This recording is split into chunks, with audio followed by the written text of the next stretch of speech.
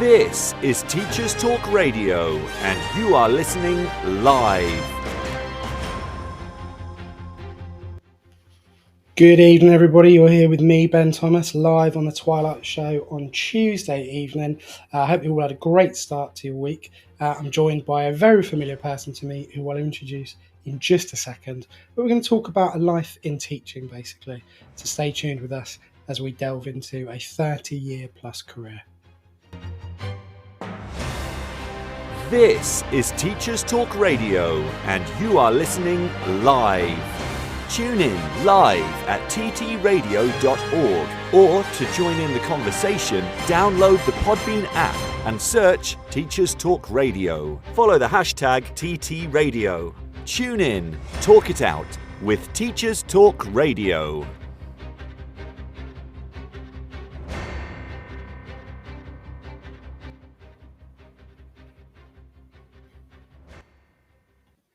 Yes, indeed. You're here with me, Ben Thomas, live on the Tuesday Twilight Show. I'm joined by someone who I framed as Liz Jepson, which of course is her name, but she's actually my mum, which is a little bit weird, isn't it? And I thought, she's had a career in teaching. I really wanted to interview someone who has kind of been there and done it.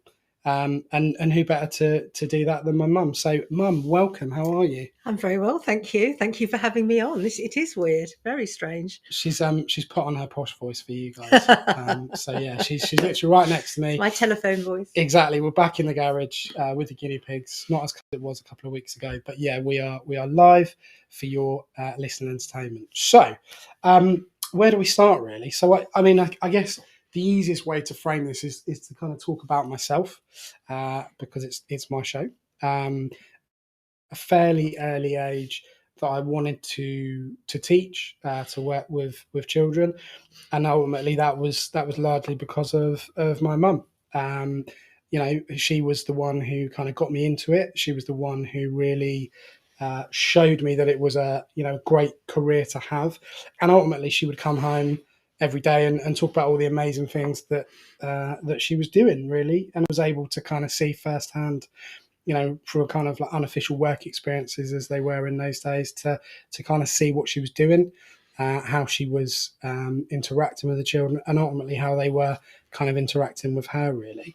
So I'm going to kind of start right from we've got a kind of agenda, haven't we? But we have, yeah. We'll probably go off on a bit of a tangent, as we often do. So just talk a little bit about how you kind of got into teaching, really, and how kind of, I say in those days, not to be disrespectful. No. But like, it's a while ago. Yeah, exactly. Like what was the kind of, what made you do it, and what was the training like back when? To be honest, I don't think I ever, apart from a very brief time when I wanted to be a hairdresser, and my mum said, no, you won't like that. You'll be on your feet all day. And I don't think I ever wanted to be anything else. I mean, my dolls and my teddies were schools, we played schools, etc. I never really thought of doing anything else. The problem I had was that I went to a secondary modern school because I was borderline grammar school with the 11 plus, and you were only allowed to take 3 O levels. And that was quite difficult.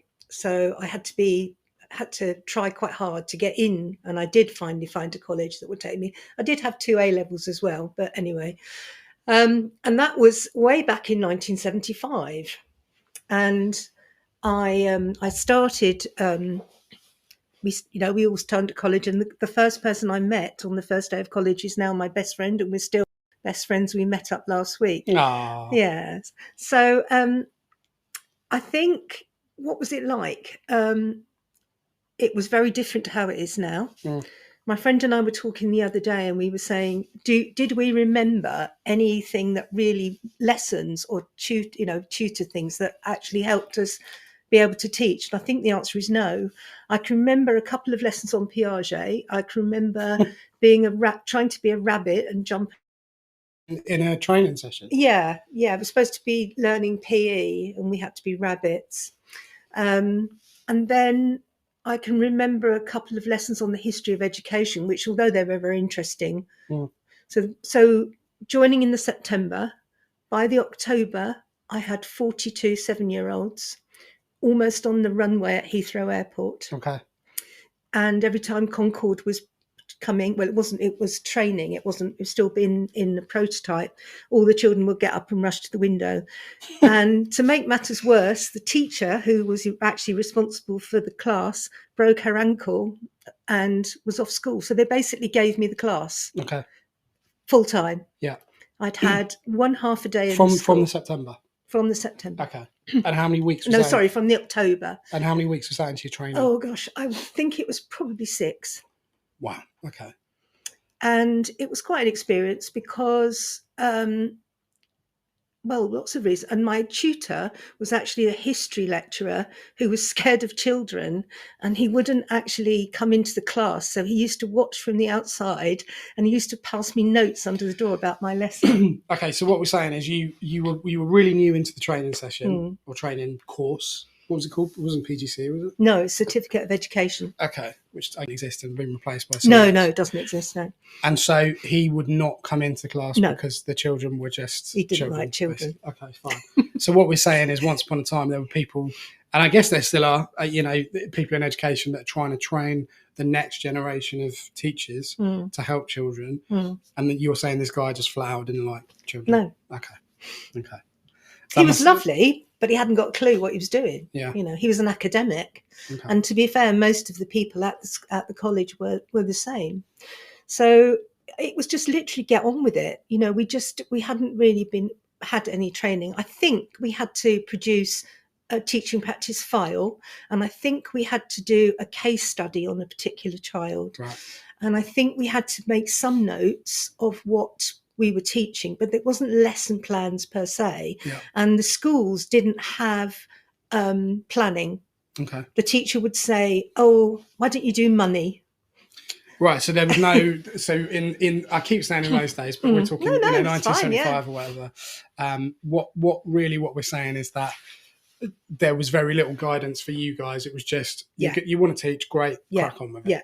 And come back to us if there's any major issues. Sink or swim. So in terms of that school in, I'm assuming Hounslow, how did that kind of prepare you for, the start of your career? Because I'm assuming you did that for what, a year-ish? Well, the teaching practice a year. I honestly don't know what we did for the rest of the time because I don't remember having any lectures. Yeah. The first school wasn't too bad. The second school was actually quite supportive. The head was really quite supportive. That would have probably been in the second year. But my final teaching practice, so we only had 3 teaching practices, 1 a year. Right. Okay. Yeah. And then the final one was the all-time classic. I wasn't allowed in the staff room. I wasn't allowed to use any equipment. Not that they had much. No, like nothing. Nothing. Like paper clips. No. And if for any young teachers out there, just let me tell you, there was no internet, there were no lesson plans, there was no photocopying. Laminating? No laminating, no overhead projectors. Interactive whiteboards? No interactive whiteboards. No. Okay. Nothing. Okay, so what I used to do sitting in my digs every night was make work cards by hand and write. So, I mean, that's not, you talk about the last placement, and I know, we can talk about it from, 1977 and that was 78, the last 78, one. The last one, yeah. In terms of that lack of understanding from, the staff that were there, how difficult was that to kind of navigate? Because if you're in a situation where it's like, I know I want to do this, and you're working with the children and the pupils, and that was kind of the driving force behind it. But when you've got people saying you can't do this, you can't do that, basically restricting how you're able to do effectively your future job, how do you get through that? To be honest, we didn't expect it to be any different. Our expectations were no different, in the same way as, I went into digs my first year. Digs? I shared a room with another girl. We had nylon sheets on the bed. We had no heating. We had no television. I had a radio, and that was it. We weren't allowed downstairs in the evening. We used to have our dinner or tea at 6:00, and she used to watch Crossroads, the woman who ran it. And we were allowed 1 bath a week, and that was it. nowadays, students expect to have a double bed and a television and internet, but we didn't expect anything really. And I suppose that was kind of a reflection of society in general in those Yeah. days, in terms of expectations of what Yeah. almost like class systems, where I'm older, I've done this, I've done that, and you're going to learn from me, and this is how we do it. So, I mean, that's quite incredible that you were able to get through that, really. So after you kind of graduated and you completed the course, did you say, do you know what, I'm going to go straight into teaching? Well, no, because by 1978 there were just no jobs. Okay. People just could not find teaching jobs, which sounds bizarre now, but I can't really remember why that was the case. I really can't remember, but I don't think anybody that I trained with actually got a job straight away. Because all the jobs were filled? Yeah. Okay. Yeah. So there was people wanting to do the jobs, you just couldn't get a job? Yeah, we were. Yeah. Okay, so almost the complete opposite of now, which we will come back to later on, actually. I mean, my best friend did finally she went back home to Essex and she did get a job, but it took her about a year to 18 months before she got a job. Okay. And in that time, she worked in a hospital. So stopgap. Yeah. So when you, just so people are aware of that kind of career progression, you got your, passed the course, got your qualifications. What did you do after that? I went and I wanted a job. Well, I needed a job because I wanted to get a flat. I wanted to stay where I was. I didn't particularly want to go home. So I got a job in an employment agency in my head just for the summer. But to be honest, within 3 times what I would have earned as a teacher. Okay. So there's similarities between then and now as well. Yeah. In a lot of yeah. Oh, absolutely. Yeah. And that was Alfred Marks, wasn't it? It was. Yeah. Great memory. Written that down on the notes there. Good. And by that stage, I was wanting to get married, wanted to buy a house, so the money was really important. And so I quite enjoyed it. It was all about me building relationships. For me, the biggest thing about teaching is building relationships with the children. And I was building relationships with the people that I was trying to find a job for and the people I was trying to find staff for. And I was quite successful at that. So this is the thing, though, is that I don't understand about teaching really, because actually there are so many transferable skills that you can use that people don't realise that are kind of, for me, inherent in the job. So, we're going to kind of come back to some of this later on as well about the relationships and, how teaching is now and kind of the key fundamentals that have always been through. But it's really interesting that you were able to kind of almost, not accidentally, but transfer the key skills that you kind of developed over the 3 years of training into a fairly, I would assume, target-driven, high-profile, I guess at times high pressurized environment, just by building relationships with people. Yeah, absolutely. Yeah. When I went for the interview, there was quite a lot of other people, and my boss said, "I want the teacher. She's got what we need."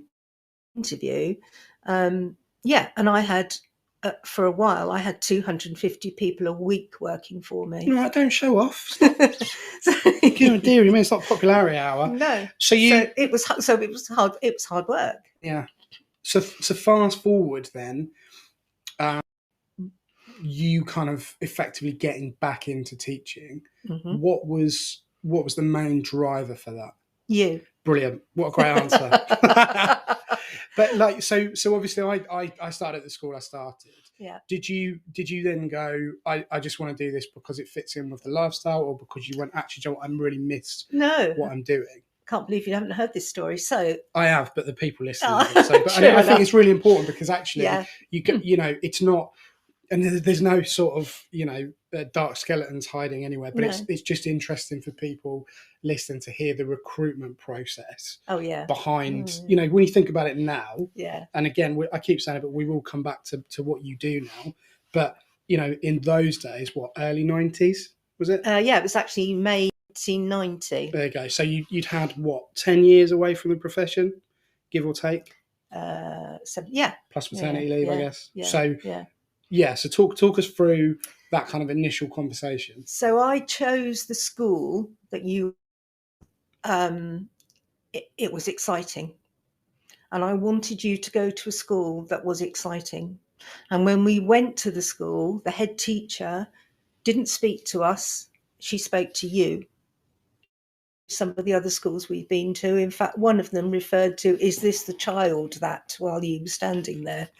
So, and as all good parents do, I went along to parents' evening. I think it must have been the introduction when you had because you had just started in reception, and I asked some questions, and at the end of it, the head teacher came up to me and said, "You sound as if you know what you're talking about." And I said, "Well, actually, I qualified as a teacher."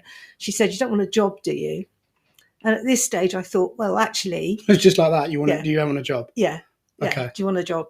And I thought, well, actually, that wouldn't be such a bad thing, because Yeah. I was worrying about how I was going to manage with you going to school and me working. And because I had gone back to work, even though it was part-time after you were born. And she said, well, we've got a maternity leave starting after half term. Do you want to do it? And I said, oh, I suppose so. And she said, that's fine then. And so It's just like that. yeah, Just it was literally slot you in just like that. And did you start almost straight away? Or was it Yeah, I like- started whatever after the June half term. So it was supposed to be for 6 weeks, because it was from the June holiday till the end of the summer. It was a bit of a shock, because in the time that I'd not been there, the national curriculum had appeared. Again, I had 47-year-olds. I hadn't had a lot of experience apart from my first teaching practice. So this was kind of almost like the birth of the national curriculum. Oh at yes, this point. very much So so. it was like basically the very first version. Yeah, with Okay. loads and loads and loads of folders. I think for science, there were at least 6 folders. So they divided science up into all the different areas of science. Okay. And then within that, you had all the different levels and all the different... It was a nightmare, an absolute nightmare. So in terms of you going back into the classroom then in June, what were written 1990, Yeah. what were the kind of... Forget the fact that it was, almost like a 12-year gap since you'd last been in a classroom. What were the key... what was most difficult? We'll start with the negatives first of all. The most difficult was the national curriculum. Because of the structure of it. Yeah. Okay. And the way it was a 3-form entry, and they had decided you were going to teach. So, for example, it would be my week to teach English, as it was then, before it became literacy and then went back to English. And then I would teach the same lesson to all 3 classes. Okay. And then another week I would teach science. But the recording of that, because we had to assess each child and tick loads of boxes, was very difficult. So there was roughly about 36 children in each class. I had 40, but the others had about 36. That was difficult. You struggle these. I know it's technically legal in inverted commas, but you'd struggle to find classes with 36 now, wouldn't you?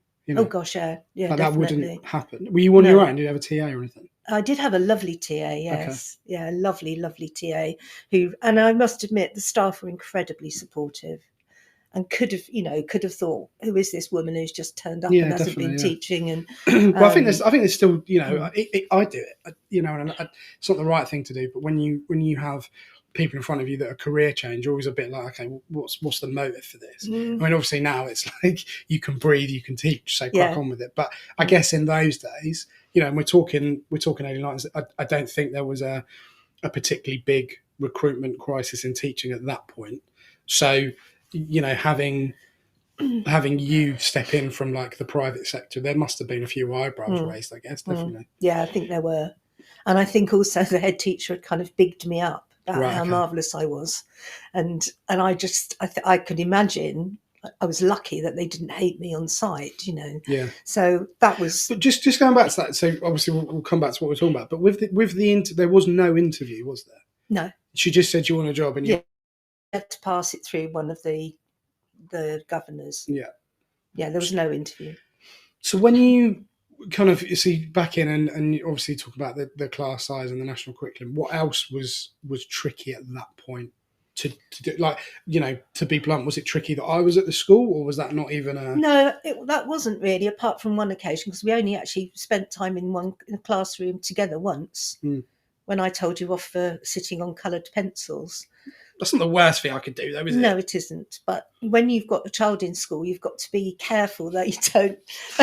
Luckily, you were really good and you never really got into any trouble. So, Good. no, it wasn't difficult. The funny thing used to be that we used to drive home together, and I'd say, "Oh, what sort of day have you had?" And you'd say, "Oh, no, didn't do much." And I knew that there'd been Vikings in the hall, and and also at a disco. I was. What do you do when your mum's dressed as a dinosaur and you want to get her attention? You sort of tugged me a bit, It's mad, isn't it? I mean, there's so many positive memories of that time, really. So, I guess we talked about the challenges coming back into the classroom. It's difficult. Even class teachers that I work with now, they struggle this week because we had half term last week, so we're talking about a week.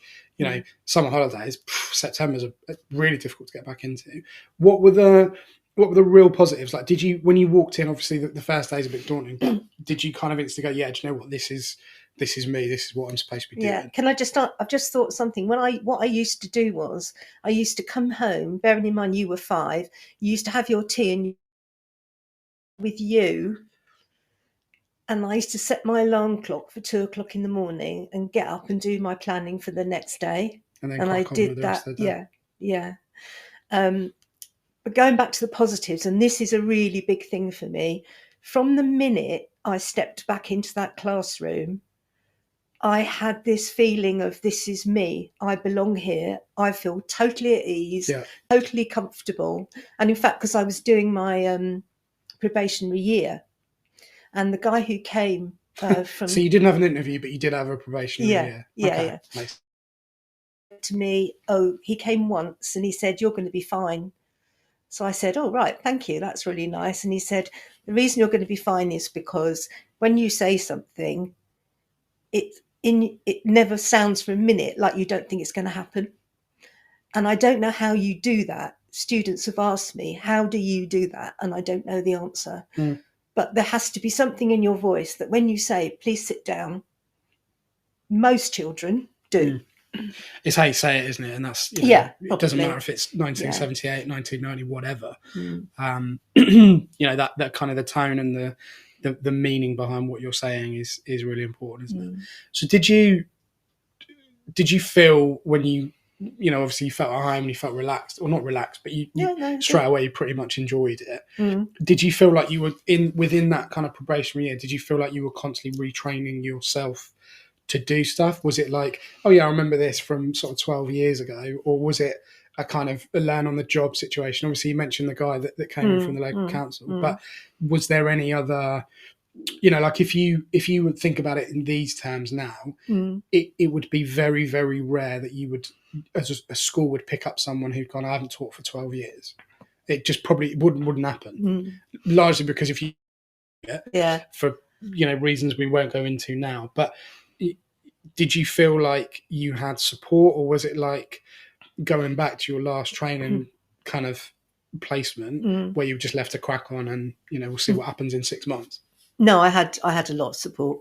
I had a lot of support from all the team that I worked in. They were amazing, and I enjoyed it. It was very hard work, very, very hard work. But it got easier as we went along. And then, of course, what happened then was basically I stayed on and came back in September with my own class. What year? Not year calendar year, but what year group did you have then? Year 2. Year 2. Okay. So primarily inference to start with. And then I stayed there until a job in the junior school, because it was then 2 separate schools. Junior school came up with what was then a year 5 and 6 mix class. Right. So you went from the infants to a year 5, 6 mix? I did, yeah. Okay. In a January, halfway through the year. You're not a teacher unless you've taken on a year 6 class midway through the year, right? We're going to talk about that, come back to that in just a second. We're going to hear from some of our sponsors now, so that we can move on and talk about what you did in the juniors. This show is brought to you in partnership with John Catt Educational, a leading publisher of books, directories, educational guides and magazines specifically aimed at forward-thinking schools in the UK and beyond. Have you checked out their latest releases? Don't miss out! Visit johncattbookshop.com to explore their full range of titles and advance your own professional development today. Happy reading! Happy reading indeed. Right, so did you get the job in the juniors? Yeah, just walked in and spoke to the head, and he said, "Yeah, come on in." Recruitment in the early 90s was a disaster, wasn't it? So how was that transition then? Because obviously you ended up staying at the school for a long time, didn't you? Yeah, I did. Yeah. Do you think when you walked in the door that would end up being almost like a forever job, or was it No. like we'll see what happens? No, I didn't. And the Okay. reason it did, There's the variety and there was opportunities. yeah, And, you know, yeah. we're talking 3th form entry school, so big school, you know, a lot of changes, I would imagine. You know, and obviously going from the infants to the juniors was a big thing. So how did you find having been in the infants for what, 2 years, a year and a half? 3, I think, 2.5. Yeah. And then going straight back up to the juniors, how was that I transition? felt more comfortable with the older children, and they were actually a lovely group of children. And I felt much more comfortable. It was more my sort of way of teaching. And although the national curriculum had to come in, we had a lot more freedom than everybody does now. And, you know, I used to love the days when I had all sorts of things going on and there was lots of, you know, different children doing different things. A carousel of activities. And is that what they call it? Yeah. Yeah. So that was me. And I really enjoyed that. And also I found it easier to build relationships with children of that age. I mean, obviously you do build relationships with children, even small nursery children. Of course you do. But I think for me, it was easier with these slightly older children. And I really enjoyed that. So you were in this mix 5 and 6. What was the class size roughly? Probably about 30. Okay, so slightly smaller. Yeah, about 15 of each. What kind of things were you looking at then in terms of, you know, because you weren't, and I know obviously knowing you as you're my mum, just a reminder that I'm interviewing my mum on this Tuesday evening Twilight Show. What kind of stuff were you looking at? Were you just thinking, I'm just going to be a class teacher?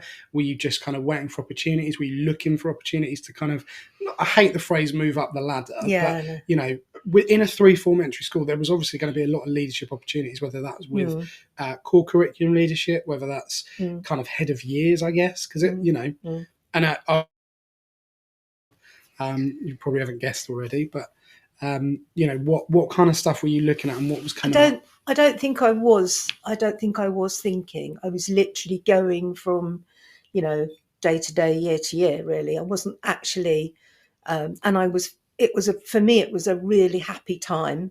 We had a laid back head who had a fantastic attitude, was tough, not necessarily with the children, but sometimes with the parents. And he, you know, he wouldn't take any nonsense. I mean, I'll be honest, his thing was, if, you know, this is our school, this is the way we do things. If you don't like it, there's the door. Not something you come across these days. Yeah, well, I mean, there was an interest. We had well, not we, but the station had a podcast last night on, you know, teacher accountability. So if you want to listen a bit more to that sort of subject, then by all means go back in and play it back, 'cause it was very interesting, really. And you know, you're right. What you say is that actually there is elements of that, but there is a very a very straight line that the senior leaders have to walk. And obviously, I know from experience being in this school that this guy didn't. You know, he was very, very good with us as pupils. So was he kind of saying to you, look, you know, Liz, whatever you want to be called, not mum, I was going to call you mum, but that'd be a bit weird.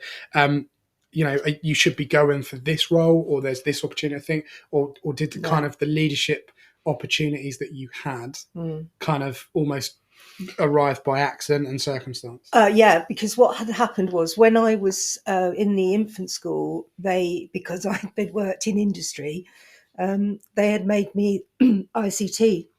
Excuse me. They'd made me the ICT lead, and it just so happened that when I went over to the juniors, that worked for them too.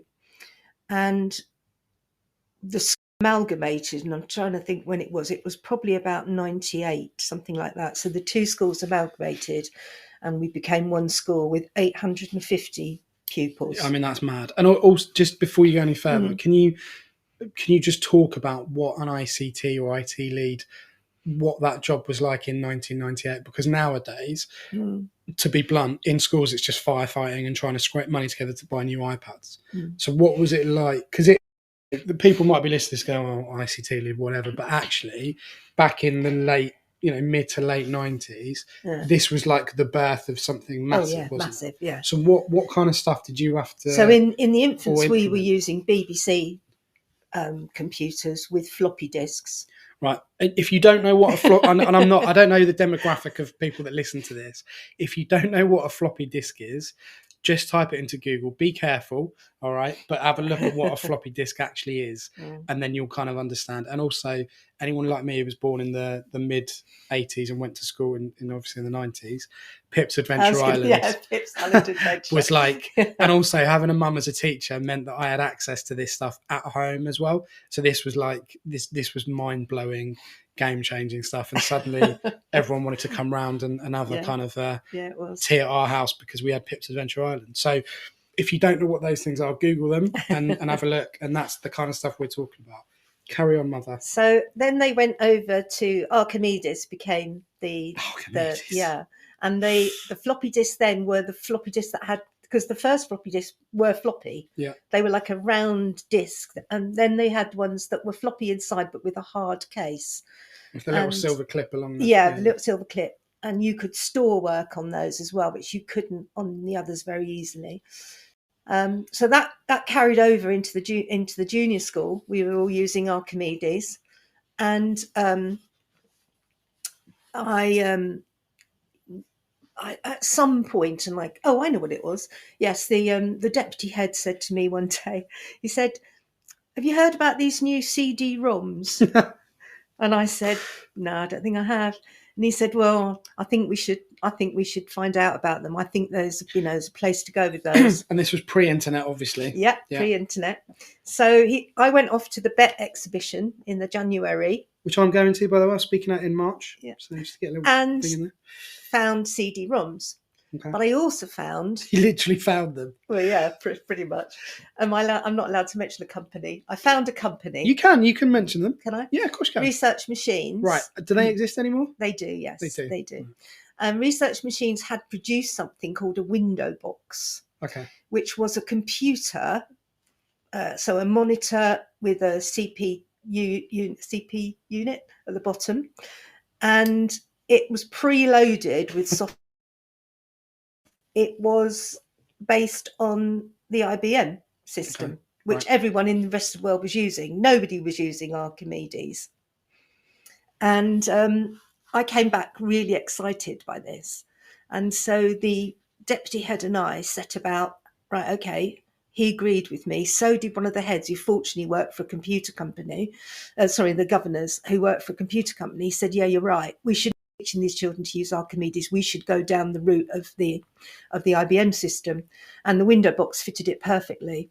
So we started fundraising, Tesco's vouchers. We had boxes in the local shops. We had boxes in the station so that people could put their. So again, I'm just conscious. I don't want to be patronising at all in terms of the demographic, but there was no budget as such for all this brand new equipment, was there? Was there a little bit more? No. So all the money that was. So nowadays, when you're a subject leader, your school will say you've got £0, you've got £50, you've got whatever, and they will physically allocate money in the budget.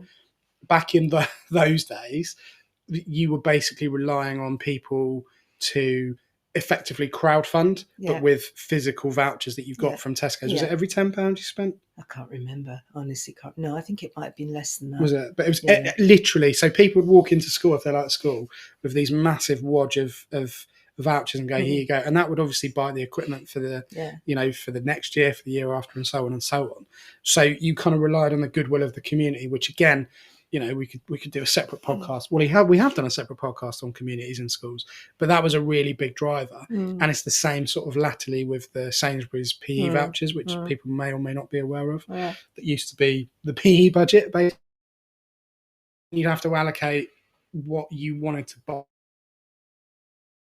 Window boxes. Okay. And I had one, and somebody else in my team had one, and it was just amazing. It was absolutely amazing, and that started a kind of a relationship with myself and Research Machines, which ended with me being part of their team of people who trialed stuff for children, and I made a video for them, and they actually helped us. They actually gave us some window boxes, and then we did.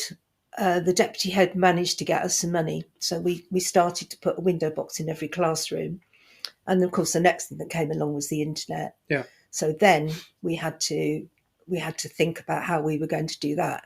So we turned the old staff room into an ICT suite, and I'm just not sure where we got the money from for the actual units. We must have.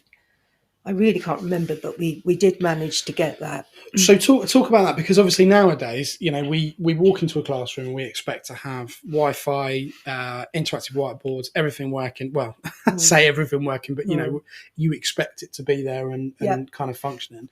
What was it like going from effectively doing everything on paper, everything, kind of obviously because photocopies at this point were becoming more established. Mm-hmm. What was it like going from, okay, well, we're just going to use textbooks to, oh my God, here's the internet? Like, what was that like for both, you leading that, but also like the kids? Yeah, I mean, it was great. It was difficult because obviously we only had that in one room. We didn't have any internet access anywhere else. It was all dial up through one room. Dial up. And so we then gave each class a time, like you would a hall time, to be in the ICT suite. And what then became really obvious was that hardly any of the staff had any idea how to teach this. They hadn't got a clue. And again, I suppose that's the thing that people take for granted now, because you think about your grandchildren, my children, and how technology savvy they are, almost adults that were very well established in their field, very successful teachers, very good teachers, having to learn this brand new, alien technology, basically. So that must have been, from a leadership point of view, to kind of change some of the old guard over to thinking you don't need that book anymore. You don't need to copy reams and reams out of a textbook. It's on this screen. Like, what was how did you kind of work around the kind of naysayers, if you like?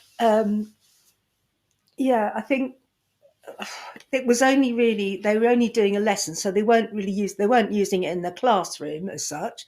They were only teaching a lesson. So what was difficult is they didn't know what to teach. So say, for example, you were teaching the children how to use Word, they didn't know how to use it themselves. So I eventually like a recipe for disaster then. Yeah. But we all have those IC and lessons, the children right? aren't like the children are now. They had no experience at home either. They didn't have anything at home. So it was the blind leading the blind. So what I did was I bought a scheme of work that had work cards that basically showed you how to click on this, do that. And the teachers were learning with the children. So their children we had, I think it was one computer between two children roughly. And then they were learning with the children. And that must have been quite difficult. Yeah. It was a challenge. And I guess that's you've already touched upon relationships, which we will come back to later on in terms of what education's like now and teaching is like now, in your opinion. But, fundamentally, and I've always said this, and I know you've always said it as well, in order to be a good teacher or progressive teacher, you've got to want to be able to learn and improve as well, because that's what we're asking the kids to do every day, right? Yeah. Regardless of level of, any kind of exams they learn for, whatever, you've as a teacher, you've got to be able to learn. So it must have been quite a point of view to kind of implement this whole school change reasonably quickly, managing quite a big budget, but also then all the kind of the toothache that comes with teething problems of new technology. Yes, and all the children all had an email account. None of the teachers did, and by this time we got a new deputy head who was young and really up and coming. We had a change of head, change of leadership, and he was really on this with me, and we drove it forward. But one of the things that happened was I said, right, all the children need their own floppy disk, and everything they do, they save. Saved on it, yeah. So if they were doing a picture in one of the things on the window box, whatever they were doing, they would save it, writing, save on the flop onto the thing, and then that could be transferred from the ICT suite. And when it was their time in the classroom to be on the computer, I had a rota in my class, and during that day, 2 children did everything on the computer as far as they possibly could, absolutely everything. That was the way I ran it. When we were Ofsteded, he was an Archimedes man. He couldn't get his head around it, and he kept saying, "Why is there no work out there? Why is there no?" I said, "It's on the floppy disks," and he just couldn't get his head around it. So one night, the deputy head and I sat up until midnight and printed off all the work that these children had done from the floppy disks and presented it to him in the morning. And he still wasn't happy, but he had no Doesn't idea. sound like upset, does it? No. Yes. Right, we're gonna go to some news, and then we're gonna come back to you. Not you, but we're going to carry on with our chat with my mum, Liz Jepson, who is currently sitting right next to me, and we're going to talk a little bit around kind of what happened after the internet boom in teaching, and kind of how your career panned out from there. So stay with us, and here is some news for you. This show is brought to you in partnership with John Catt Educational, a leading publisher of books, directories, educational guides and magazines specifically aimed at forward-thinking schools in the UK and beyond. Have you checked out their latest releases? Don't miss out! Visit johncattbookshop.com to explore their full range of titles and advance your own professional development today. Happy reading! This is Teachers Talk Radio, and this is Teachers Talk Radio News.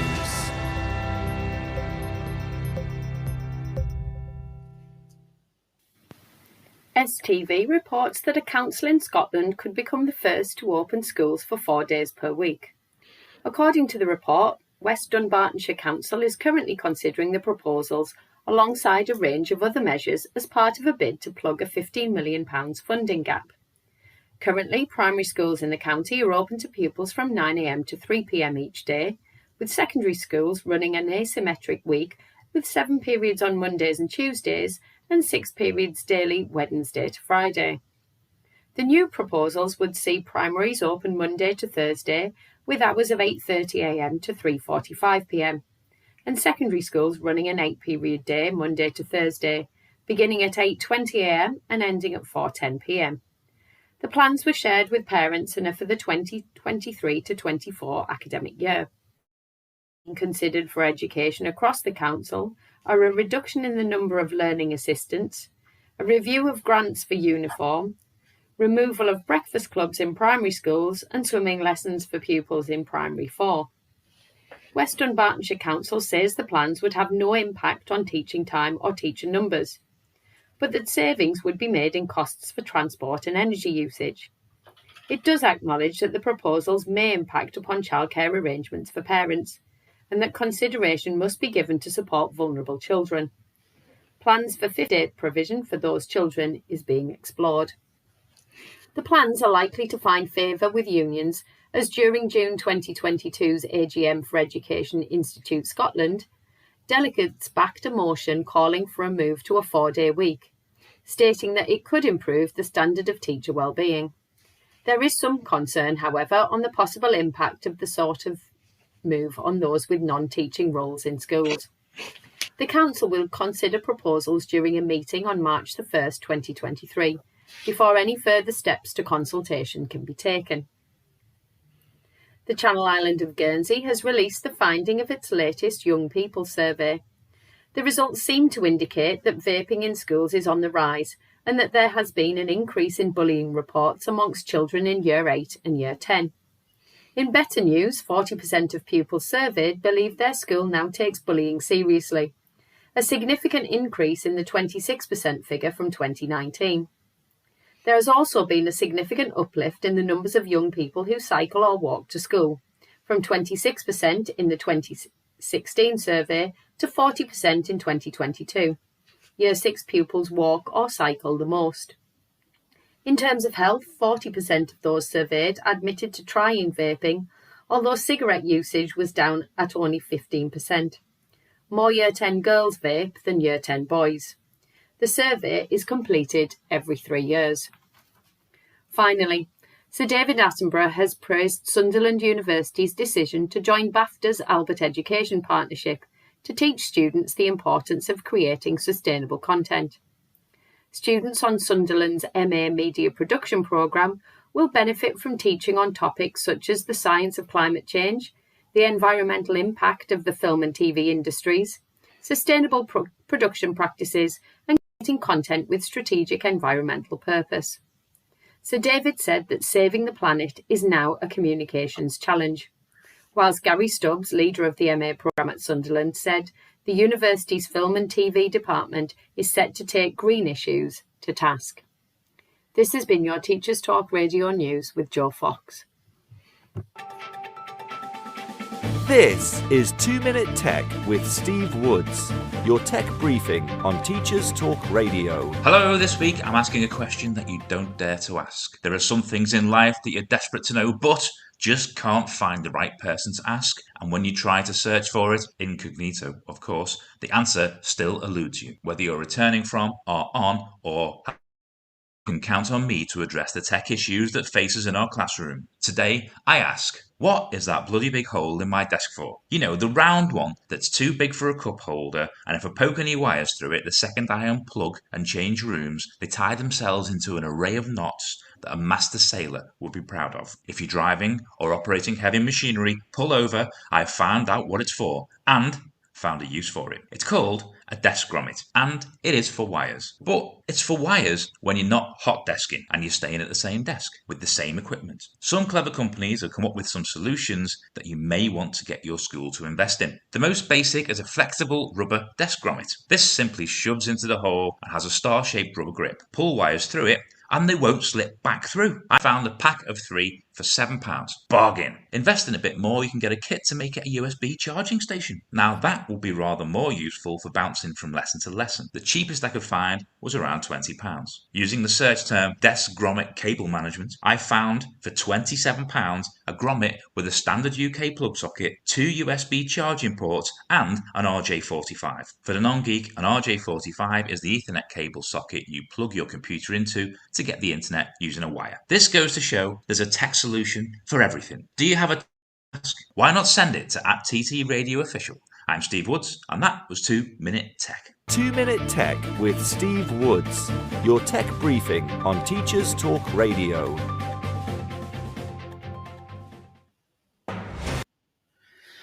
Well, we are back live after the news. You are here with me, Ben Thomas, on the Tuesday Twilight Show. Here with my mum, Liz Jepson, career teacher. We called you career teacher, but yeah, I mean, there's a lot to go on, and I don't think an hour and a half really does us or does your career any justice, really. But we can certainly unpick some things. Just before we talk about you, obviously the news mentioned vaping in schools. Is that, you know, for someone who doesn't have any connection to secondary schools, is that concerning for you? Yeah, I would have thought so. Why? Well, I assume because I mean, it hasn't been proven, has it, that it's still damaging. I mean, it's not a good thing to be doing. You know, they're encouraging them to do it. I can't honestly see the point of that. I mean, it's like anything, isn't it? You know, obviously when I was at secondary school, there was, I'm sure you were as well, but you know, there was a smokers' corner, of which I was not part of, by the way. No. You know that, and I know that. But you know, it was kind of no-go areas of our secondary school. So I mean, I'm assuming, kind of a bit ignorant to this because I don't work in a secondary school, but I'm assuming that's the case now. So the numbers that they're talking about there are quite, you know, I say horrific, but it's not great, is it?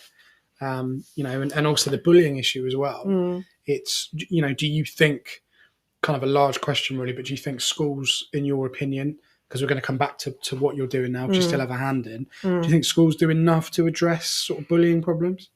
I can only speak for primary schools. I think they said, yeah, I think most of them do. The thing that really scares me is the sort of online cyberbullying that goes on in secondary schools, and I'm not actually sure. I mean, I did have one experience of it in a year when I was doing supply in a year 6, and the head there just brought the police in straight away. And but I don't know. It's a tricky one, isn't it? I think. It is a problem, and I think there's particularly the online thing is, and of course it's outside school, isn't it? So I don't know what legally what they can do. I mean, there's so much. Again, we could run a separate podcast on kind of issues that face our young people and pupils and stuff. But yeah, for sure, like as a current deputy head, it is a major issue for sure. It's a very concerning thing because pardon the pun, it's very difficult to police and deal with outside of school. So yeah, it's not great really. I mean, I don't think bullying's any different to when I was at secondary school. You didn't go in the toilets if you had any sense, and you kept out of the way. And I changed schools when we moved from London, and I think what the difference I think now is it's much more because of the online thing. It's so much more invasive, isn't it? You can't get away from it when you leave school. So you're right, you might be bullied at school and picked on, and people might call you, but you at least when you got home you had a safe space. Now you haven't got that. Yeah, that is a very good point. Actually, might sound obvious, but that is a really good point. So, kind of linking back to the technology element. Before we went to the news break, you were talking about. The kind of leadership of ICT and the birth of the internet in schools and how that was used. And if you're just joining us, I don't know where you've been, but you can catch up later on. You missed a cracker of a show so far. So we're kind of into what early noughties now. I'd left that school because obviously I was at that school as a pupil. I was well into my kind of secondary secondary education. What made you keep going? What made you stay at that school rather than look at other schools? And kind of where were you going in kind of the early noughties? So what had happened was when we amalgamated, we got a new head, and the new head had this really weird way of organising the school. So she split it into houses, but they weren't the sort of houses that you would normally have to reward children by house points. This was a way of having somebody as a head of that, and then people underneath it. And they decided that the 4 subjects would be obviously English, maths, science, and ICT, because ICT was obviously a really big thing at that time. And so because of that, I became what was called head of house, which was kind of above. Like Hogwarts. Yeah, it was a bit. An early Harry Potter. Up until then, we'd had year leaders. Okay. So what we then had was a head of house and then a year leader, and it was a nightmare. It didn't work, and she eventually left. But that's how I ended up getting a management role, because I was in this. And so when we reorganised again, I then became head of year, which was much more sensible. So when you say head of year, as in like you were literally just looking after year 4, year 3, or whatever it was. Yeah. So 3 classes. No, it was 4 at that 4 time. classes. Yeah. And what year was that? What year group? The first time it happened, I was year 4. Okay.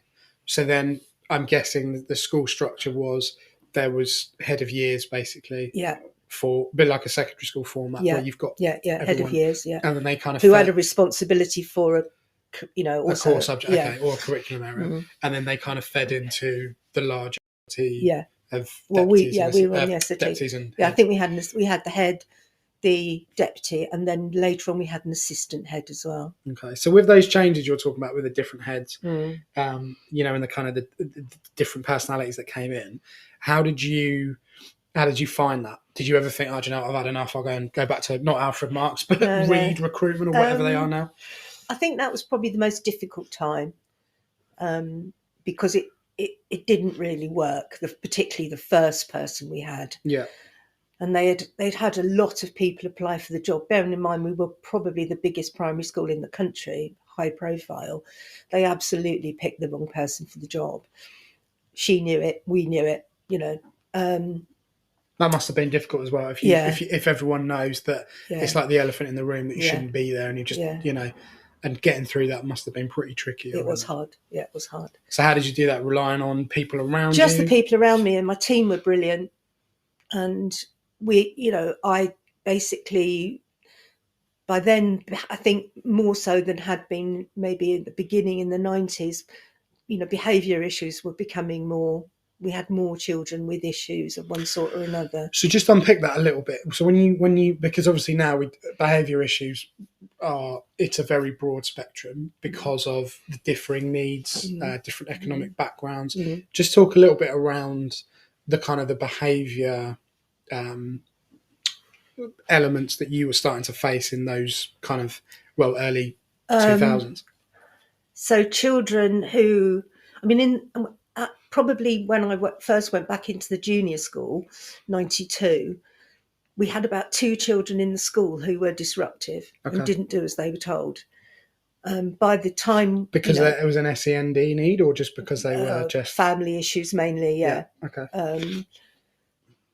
And we've probably had some ADHD children, and I don't think we had any autistic children that I can remember. Because the diagnosis in those days, they were quite not new, but it wasn't as say prevalent, but it wasn't.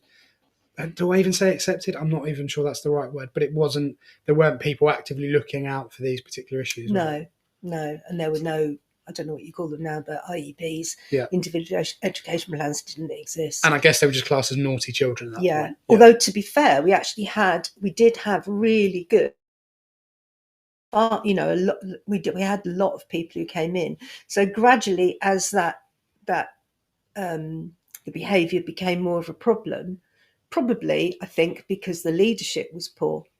If you've got a head who the children and the staff all know he won't tolerate this, it's not acceptable, and he will ring your parents up and say, take this child home.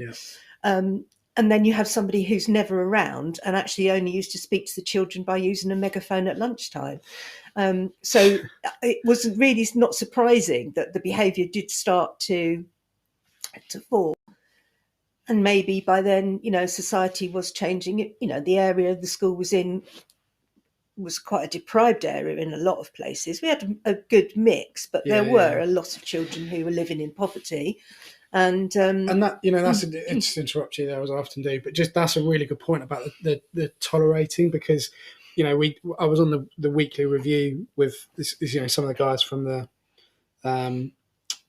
radio at the weekend, and we were talking about the use of language and the kind of the sex children in schools, and I made the point that actually it's about what's expected, what's allowed in that school, what the consequences are for that behaviour. So you're right. So again, we can look at a career that effectively started in 1975 with a gap in the middle, but what you're saying, the key thing is relationships and also strong expectations of and consistency everyone in as the well. building. Consistency. If you expect, going back to what the guy said to me, if when you in your classroom you expect what you say to happen, be quiet, stop talking, I expect that to happen, unless you make that happen and get on top of that. And when you say everyone stop talking, you mean everyone, and you wait until everyone does that. I'll wait until we all ready. So that sort of thing. But they did then bring in, the school did actually bring in a behaviour management system, which I still think is very good. At the time, I was really anti it. And it caused an absolute hoo-ha for the parents. But actually, I personally think it's a good system. And it was based on the fact that you reward the good behaviour you do, but the unacceptable behaviour was challenged and actually dealt with in a way that it worked on smiley and sad faces. So you would the guy who made people listen to this will be dropping their mugs, spitting out their couscous, all sorts. You can't say things like that. Well, But of its time, though. Yeah, of its time. And what he said was, you spent a lot of time saying to children, either well done or don't do that. And he said, if you walk into a classroom and children doing the right thing, smiley for you, smiley for you, smiley for you. And that they would build up their smileys in stickers, and they would get a present, a gift, after they'd filled their book up. The other side of it was a sad face, it was a warning, not necessarily a sad face. And if they got 2 in, they lost their playtime. And it was organised in the school so that what they called the reason room, which was why you were there. For Do you know what? reason. I'll tell you when we've kind of, I say finished sort of, well, that's not true, but when we've kind of got through the different career elements, you know, I'll come back to this. I keep saying this for this podcast, but there are things that we'll come back to. But you look at that now, and I finished my PhD in 2007, and spoiler alert, I ended up. So I went to this school, and then my mum came back to the school while I was there to teach, and that's where she stayed to teach. But then I went back to, that was my first 2008. So not only did I go to the school, I ended up working there, but also massive, plot twist that no one saw coming.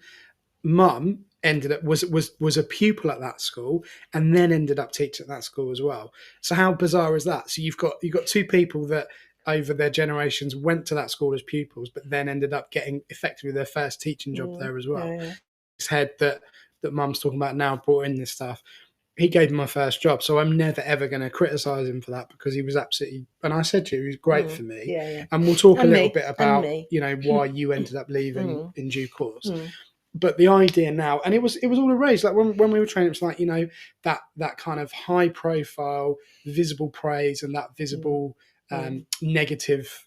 You've done something wrong. It was literally all the rage, and anyone who kind of trained around that time, regardless of the university or course you did, most schools were doing that kind of visible, positive, negative, sad face, smiley face, or variations, or that, even worse. I'm cringing thinking about it. But the whole traffic light system, and it's there are elements that creep back into teaching nowadays. But traffic light systems are still out there. Yeah, and they don't work. Yeah, exactly. And we could do, again, I've said this a number of times, but we could do a whole different podcast on visual behavior systems.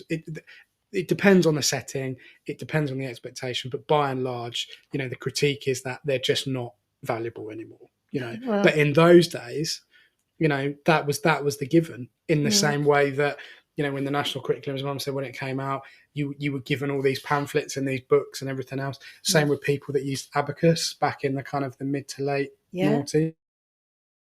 That's how I started teaching. You teach on those laminated sheets. Yeah. You'd have the PowerPoint loaded up. All this stuff was really prevalent. So, you're talking about, a school and a system that had a really stringent behaviour policy. Whether we agree with it in 2023 now is kind of by the by, because it happened.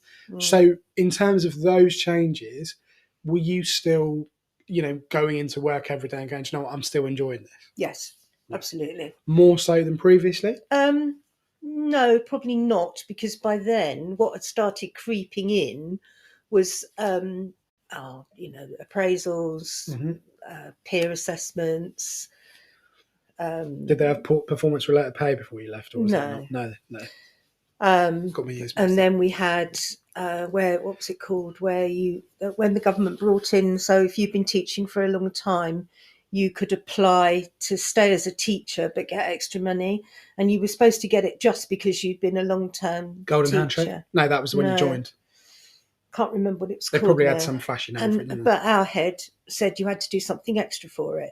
So as well as being a year leader, being the ICT coordinator, I then had to take on CPD. And it was a lot. I'd got a lot of staff working for me, a lot of children.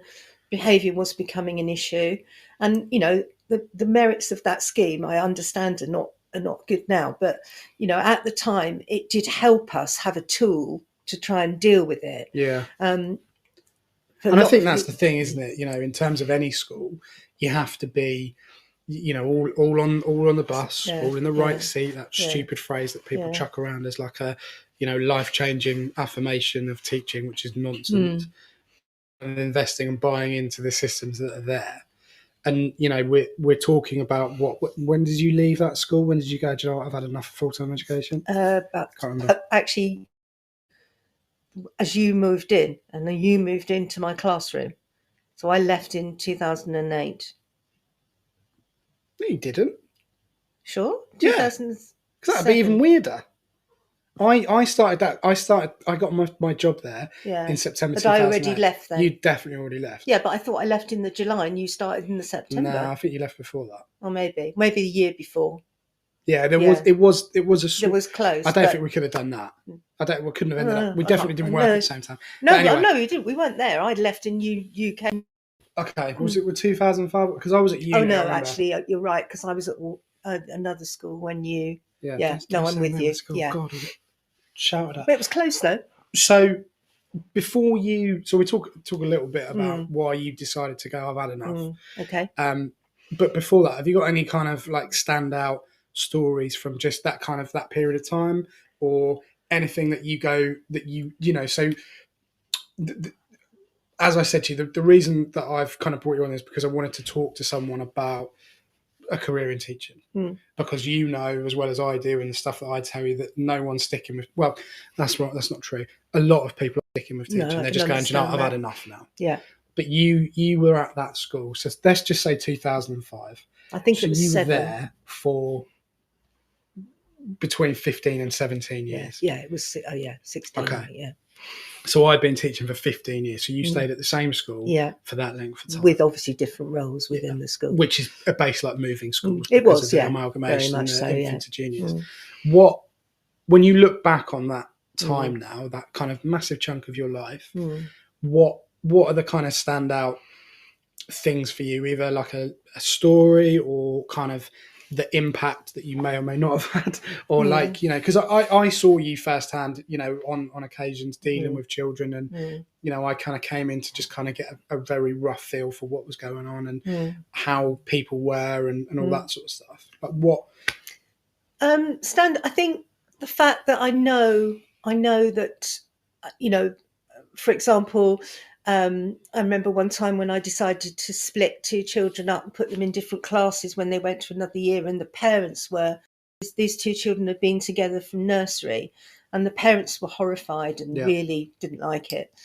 And I just said, look, you've got to trust me. I really think this is best for these 2 children. One of them is being held back by the other. And it was very nice that both parents actually came and said to me, you really did the right thing. They were very gracious in saying, we're sorry we gave you a really hard time. God, we don't get that these days. Absolutely did the right thing. And I think, I know I've met some of the TAs that we had in the school. Their children were at the school, because it was such a large school. A lot of the people who worked in the school had children at the school. And they've said to me, I know one in particular, that her daughter's become a teacher because of me, because we had such a good relationship. And, you know, I bump into people, or I did before we moved out of the area, but, you know, and they would remember, and they would say, oh, I really liked you. And somebody said the other day on Facebook, oh, thank you for letting me use the playtime, because I'm now running my own computer business. Wow. You know, and I thought, well, that's, and probably the biggest, you had a thing about PSHE the other week. I did, great show. And it was very interesting. Thanks. And I remember doing a PSHE lesson with a year 6 class, and it was about part of a package of moving on to secondary school. And we were talking about saying no, and how to say no, and how it was difficult sometimes to say no. And I was saying to these children, you know, when you get to secondary school, there are going to be so many more opportunities where you are going to have to stand up for yourself and say no. So someone's going to try and get you to smoke. They might. And there was a lovely family in the school, and I taught actually all 4 boys. And this was the eldest boy, and he'd left and he'd gone on to secondary school. And 2 years into his secondary school, he came back into school one evening with his brothers and his mum. And I said, oh, lovely to see you. How are you? And he said, I've come to thank you. And I said, what on earth for? He said, well, I found myself in that situation that you talked about. Some boys had stolen the car and tried to get me to get into it. And he said, I had your voice in my head saying, there's going to come a time when it's going to be really important to say no. And he did. And they were injured. There was a crash and that was it. Not bad, but he didn't get in. And also they were breaking the law. So they were going to be in trouble with, the police. And his mum came and thanked me as well. So you actually think probably, that's a big thing that somebody remembered all that time afterwards. And he said, I had your voice in my head. Yeah. I mean, that, we could end the show on that, couldn't we? Because this is the whole point. And this is, I've said before, and, I said at the start of the show, the fundamental reason that I got into it is because I enjoyed it, but also I got that enjoyment and that focus from you in terms of actually, what, it's actually an all right career and it's a fun job, It is fun, yeah. And it, I've been lucky. I've obviously had some very difficult times in the last 15 years, but ultimately at the moment, as I've said in previous podcasts, I really enjoy what I do and probably the happiest I've been. What you're saying there is the things that we go through as teachers, whether you are new, whether you are established, whether you're just about to leave, those lessons that you think actually, this is just not a tick box, but like it's on my plan, it's on the curriculum, it's what I've got to do in terms of the curriculum guidance that I've got. But actually, this effectively saved him from a very, very nasty incident that could have had severe repercussions. And a police record, probably. Yeah, exactly. I mean, I'm sure you've got loads more. Oh, yeah. Similar ones like that. But that's fundamentally, that's kind of what we've said all the way through this podcast in terms of teaching is. We're going to hear from our sponsors and then we will come back. God, blimey, we're rattling through this. We've got just under 20 minutes left. Anyway, here's a message from John Catt. This show is brought to you in partnership with John Catt Educational, a leading publisher of books, directories, educational guides and magazines specifically aimed at forward-thinking schools in the UK and beyond. Have you checked out their latest releases? Don't miss out! Visit johncattbookshop.com to explore their full range of titles and advance your own professional development today. Happy reading! Don't miss out. It's a great website and check it out with all the resources they've got there. And by all means, sort of peruse what they've got because it's very, very good, the resources there. So, that was a message from our sponsors, John Catt. So, fast forward then to when you went, do you know what? I've had enough. Yep. Talk us through that kind of, because we can't quite work out the year, but we think it's around about 2005, 2006 or 2007. I don't think it was. I think it was earlier. I think it was about 2005 because I was at university. I remember you saying I'm done. It was certainly before 2009 because something happened in 2009. I remember where I was when that happened. So anyway, do you know what? I think it was. There were several things. There were so many new initiatives during that time. We had somebody come in and say, you've got to sing your times tables. You've got to do, I had a lower ability maths set. I was supposed to sing things with them in maths. I had to do actions with everything. We're talking about, learning styles and things, which I get. Totally important, really important, but it got ridiculous. And sooner got used to one thing, you'd have another one. You'd have somebody from county come and say, as somebody said to me, I hadn't taught these children enough. Frankly, they would have, the class I had then, they would have ate him up and spat him out. If I could get them to sit down and do anything, we had a win that day.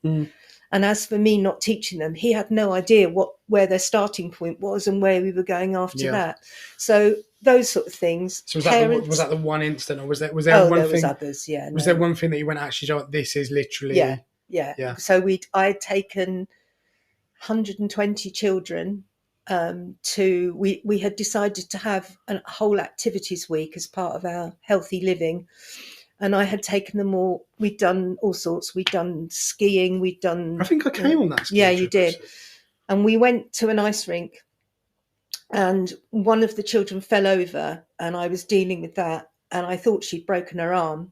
In the meantime, a child had gone out to change didn't like his boots or something, and he was found outside and he was told to come back in, and he said to me about his boots, and I said, give me a minute and we'll sort it.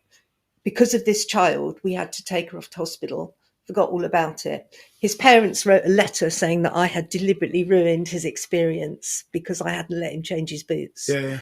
And I absolutely lost it. I had to be dragged into a room because I had completely lost. I was so angry. Yeah. You know, and that was when you went, I've had enough. Yeah, being a class it almost teacher now, was. leader It and was everything. that was probably the tipping over the edge, and the fact that the head dealt with it but wouldn't let me. I never got a chance to say my point. And this child was somebody who had been seriously injured as well, and I was the person who found him seriously injured and had helped him. And it hurt me so much that somebody would think that I would deliberately hurt a child or hurt a child mentally by not letting them do something. And it was just that whole thing of built up. And we'd had a change of staff. I didn't particularly get on with the deputy. She was in the wrong school, didn't understand us, didn't understand our children. And I just thought, why am I doing this? Yeah. I was tired. I was worn out. I was fed up with fighting the system. You know, it was getting really difficult to get social services to help. They'd cut back on ed psychs. They cut back on everything. You'd love it now. Yeah, You'd love it. Would, yeah. And it was. I just felt enough. Yeah. I think also the other thing that happened was I was so bogged down in being a year leader for this big group that the children had almost become an inconvenience in the classroom, because what I needed was 5 minutes to do something, or you know, or I would be constantly being interrupted with children being sent to me by someone else so that I could deal with them. And the actual joy of and the prescriptiveness of what we were doing, freedom. So if I thought the children needed more time, more work on a long division or something, I couldn't do that because I was being told to move on. You've got to move on. And it just went against everything I felt. And also we were given a literacy scheme by the county, which I thought was rubbish, but I taught the lesson and was slated for it by Ofsted. And yet I was doing what I had been told to do. And I guess there was kind of a bit of a, you know, around that time, certainly when I joined but got my first job at this school in 2008, there was a kind of, you could see there was like a mind shift change. So actually there was a little bit more freedom. Yeah. And obviously from my point of view, it was an NQT in those days, that was quite daunting, because although it was a 3-form entry, it was a bit like you just crack on sort of thing. And it progressively got better and you got more confident and you kind of understood, and that, you know, you can't undervalue the experience that people bring to the role. No. And I think it's, you know, certainly from my point of view in that particular school, I learned a lot of it myself. Yeah. You know, there was stuff available. Of course, there was a lot of resources, a lot of money slosh around in those days. It was a big school. You know, there was a lot of money in education generally, really. We're talking about, the last days of the Labour government or last Labour government. But, you know, there was a little bit more flexibility. But you didn't, you know, what's really interesting, and I suppose admirable, is that you'd had all of these, well, it's not suppose, it is admirable, is that you'd had this kind of negative experience to go, I'm out, I'm finished. But you didn't leave teaching, did you? No. What did you do? The other thing I just will say, I had two very young teachers, one who was an NQT, and I found myself sounding like the moany old woman. And I you still are in a way, especially when able to go at me. I didn't want to be that moany old woman. It wasn't fair to him, particularly as a new teacher, to have somebody who was pretty disillusioned with it by this time, to be fair. What I did was I worked out what I needed to survive financially, and I decided to do supply teaching. And I wrote that I knew through obviously connections with the council, the local authority. And I think the second day of September, I got offered, can you come and teach? Which I did. And they, by the end of the day, they offered me 3 days a week doing PPA cover. And I stayed there for a long time. So you basically turned a supply job into kind of almost like a contract. Yeah, pretty it quickly. was still on supply basis. I was But still it was getting paid, permanent, yeah. like a kind Yeah. of, and you're that kind gonna of do happened this. everywhere I went. I went to another school one Friday afternoon, and they asked me, would I do every Friday afternoon? And then I had another school which was actually the deputy head that I'd worked with previously, and I started doing every Monday for them. And what was nice about that was I got the opportunity to just teach and be with children, and also do nursery reception, which I'd never done, and could walk away at the end. Yeah. No politics, no people telling me. All I got was people saying, thank you so much. You've done such a good job. Positive reinforcement all the time. People were so grateful. And again, it comes down to experience, right? Yeah. You wouldn't be that, because our school now doesn't have supply teachers for a number of reasons, largely because of money. But this is not disrespecting any supply teacher that is listening or any casual teacher that's listening, but it's a lot more hassle than it's worth in terms of safeguarding, in terms of medical stuff, all those sort of things. But actually, we've all been in that experience, and you would have been in that experience where you've got a supply teacher in and they've just been trashed, like they've been awful, and you're like, how are we going to get through the day without anyone, I had two examples. One was a supply teacher who let all of the children out at 10 to 3 when we finished at 3. Brilliant. And went home. Yeah. I had another incident where a child from another class knocked on my door and said, Mrs. Jepson, our teacher's fallen asleep. And he actually was fast asleep and snoring in the classroom. God. We had another one who, her English was so bad she couldn't read the names in the register. Now, I struggle with some of the names now, but that's because most of them have been made up. They're and they're not always phonetically. Yeah, I know what you mean. Yeah. So you mentioned, I'm going to sneeze, hold on, or maybe I'm not. Maybe I'm being dramatic. Don't know. Well, I'll ask the question, and if I sneeze, then I'll interrupt you. So you mentioned the key word now. Yeah. You're still, I don't know why I'm asking because I know. Yeah. But you're still teaching now, right? Yeah. So what are you doing? Because to be blunt, you don't need to do it, do you? No, really? I don't. No. But you're doing it because I love it. Okay. And I've recently really enjoyed, for nearly a year last year, I did the government catch-up scheme. I know. We can't mention that, can we? We're not allowed to. It was amazing. And it worked in this school? Oh, the school, yeah, absolutely. But of course, there are a lot of issues with it. And one of the things I would say is a lot of the people who ended up doing it didn't have enough experience to make it work. They basically left me to it. They knew me. I'd taught there a lot. I'd done lots of odd days for them. They basically just let me get on with it. And because I've got enough experience, I'm not trying to big myself up here. Well, you've done a good job of that all the way through this podcast, I have to say. But I could say what children needed and what was the next step, and so, and again, I built relationships with those children, really strong relationships with them over the year, so much so that one of the children actually disclosed to me that the school knew that there had been an incident in her life, but she actually disclosed to me the whole story, which she hadn't told anyone else, which was quite a tricky thing for me to deal with. Shows that trust that's safeguard, real quick, though, even just on twice a week or whatever. So that was it really, and I still enjoy it. I don't work as much now. I could work probably every day, every week, because there is still a demand for supply teachers. There definitely is, yeah. But the problem is that unfortunately, I always say to people jokingly, they say, "Oh, about supply." I said, "Well, it's actually not difficult to be a good supply teacher because there's so many really bad ones out there." Yeah, I mean, I seriously consider it in 2015.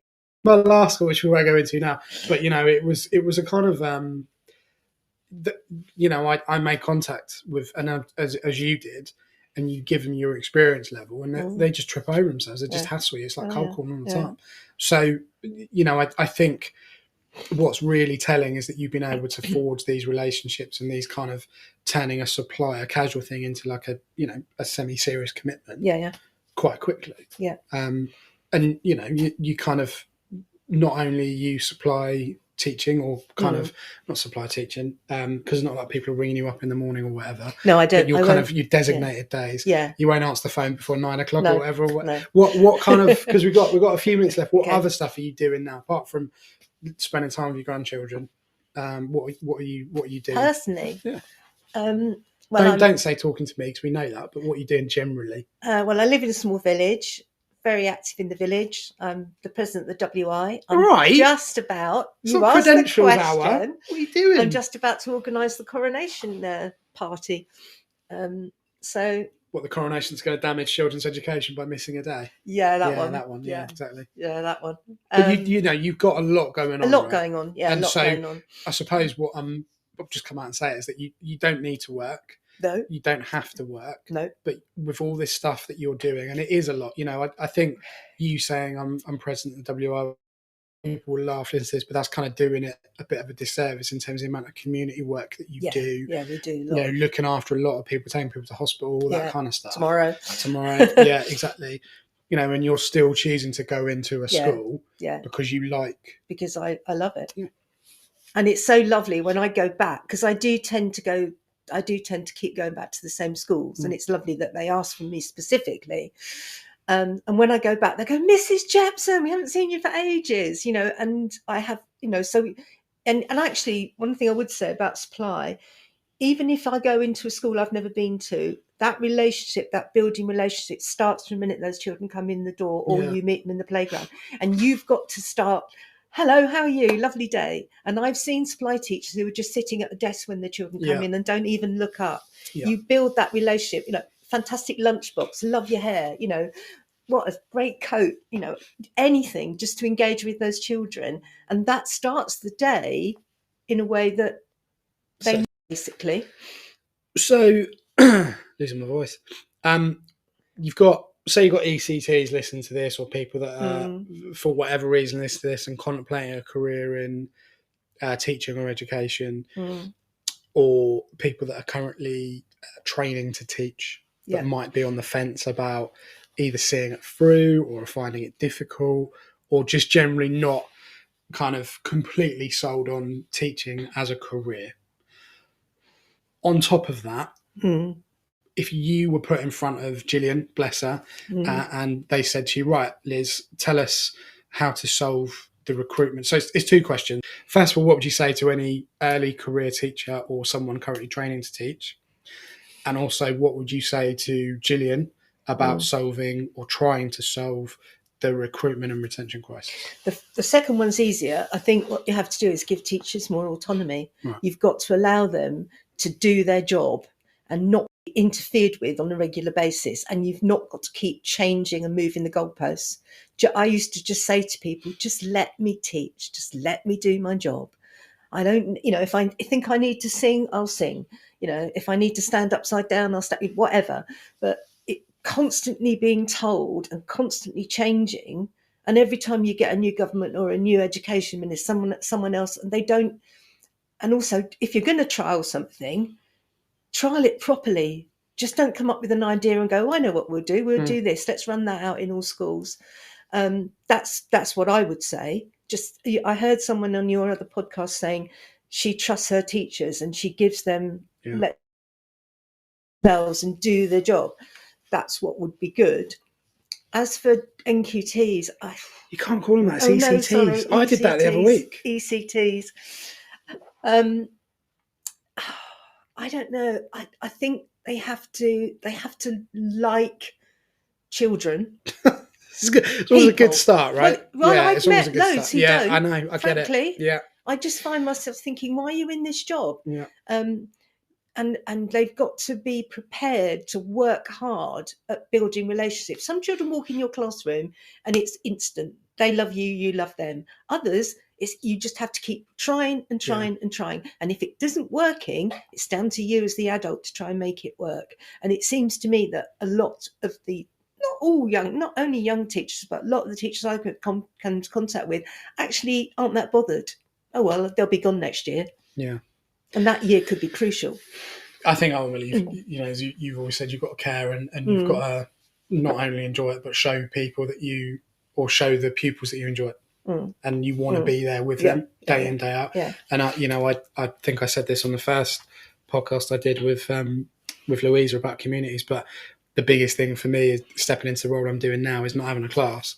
You miss that kind of real, so I don't have relationships now, but that real connection with 25, 30 kids or whatever. So yeah. Well, I thought I would, but actually I can still get that now. Yeah. Even if it's just a day. Because you've got the experience. I can walk out at the end of the day and think, I got to know these children. They got to know me. And sharing a part of yourself with them. Yeah. I was going to go for the magic number then, but I didn't. We've just gone over 1 hour and 30, which is quite phenomenal, really. I mean, it's been, obviously I knew a lot of this stuff anyway, but I really wanted to get my mum, Liz Jepson, as it is on the card, talking to just talk about her experience, really. And I've learned an awful lot from her in terms of, certainly in the early days, kind of asking for advice and how to structure stuff and, how to move stuff forward, really. I don't anymore because obviously I know it all. And also I'm asking you your advice. Yeah, the now. Tables have turned, haven't they? Have. I would say it's been lovely to talk to you, as it always is. Of course it is. Have you enjoyed it? Yes, actually I have. Yes. You don't sound so surprised. Well, no, I thought I would be more nervous, and I thought I might say things I shouldn't say. I probably have said things I shouldn't say, but I don't think it's so. difficult when you like you say, it's a different world now. Yeah, but you're still doing it, right? Oh, absolutely, yeah. I've been your host, Ben Thomas.